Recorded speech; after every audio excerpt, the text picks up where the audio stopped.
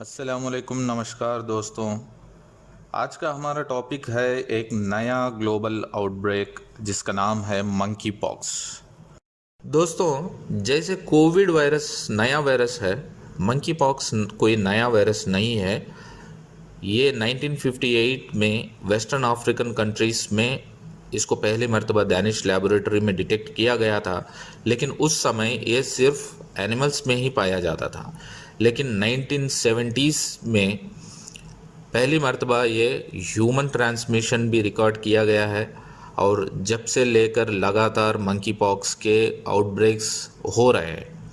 लेकिन इस बार का आउटब्रेक जो है ये काफ़ी ग्लोबल है।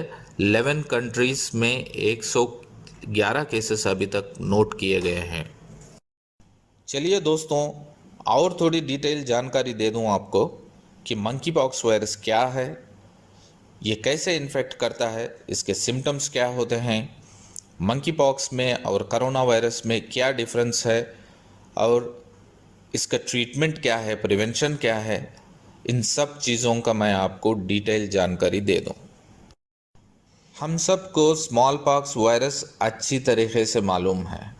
हाँ दोस्तों, स्मॉल पॉक्स वायरस के फैमिली से ही जुड़ा मंकी वायरस है, इसलिए इसके सिम्टम्स जो है हूबहू स्मॉल पॉक्स वायरस के सिम्टम्स जैसे ही हैं।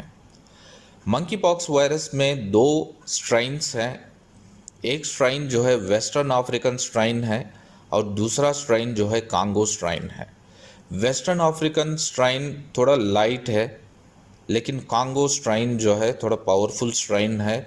और अभी तक जो डेथ्स रिकॉर्ड किए गए हैं, ये कांगो स्ट्रेन से बहुत ज़्यादा डेथ्स रिकॉर्ड किए गए हैं। चलिए शुरू करते हैं कि मंकी पॉक्स वायरस इंसान को कैसे इन्फेक्ट करता है। दो प्रकार के इन्फेक्शंस पॉसिबल है। एक है एनिमल्स के ज़रिए इंसान को इन्फेक्शन होना, और इंसान के ज़रिए इंसान को इन्फेक्शन होना। जैसे नेम सजेस्ट करता है मंकीज़, तो मंकीज़, चूहे और स्क्विरल्स जो हैं मंकी पॉक्स वायरस को इंसानों को स्प्रेड कर सकते हैं। तो ऐसे एनिमल काटने से या ऐसे एनिमल को छूने से, खेलने से और इनका गोश्त खाने से जो है एनिमल्स से इंसानों को ये वायरस स्प्रेड होता है। जैसे कोरोना वायरस छींकने से, खांसने से स्प्रेड होता है, लगभग इसी तरीके से मंकी वायरस भी स्प्रेड होता है। और दूसरा तरीका जो है, जो इन्फेक्टेड पर्सन के क्लोथिंग्स जो है, आप बेडशीट, टॉवल या क्लोथिंग्स जो है इसको इस्तेमाल करने से, या इनके जो वेजिकल्स होते हैं, रैश होते हैं, इनको छूने से, ये वायरस जो है इंसान से इंसान को स्प्रेड होता है। सेक्सुअल कॉन्टैक्ट्स में भी ये वायरस स्प्रेड होता है। मंकी पॉक्स इन्फेक्ट होने के 5 से 21 दिन तक इसके सिम्टम्स जो है जाहिर होते हैं। सिम्टम्स में जनरलाइज सिम्टम्स और एक स्पेसिफिक सिम्टम है, इसके बारे में भी मैं आपको डिटेल जानकारी दूंगा। जनरलाइज्ड सिम्टम्स जो होते हैं वो है शदीद बुखार, सर दर्द, आंख दर्द, बैक पेन और जो है कमज़ोरी। तो ये जो है जनरलाइज सिम्टम्स होते हैं। और स्पेसिफिक सिम्टम है रैश। रैश जो है पहले मुंह में नज़र आता है, और मुंह के बाद फेस के ऊपर और सारा जिस्म के ऊपर ये रैश फैलता है।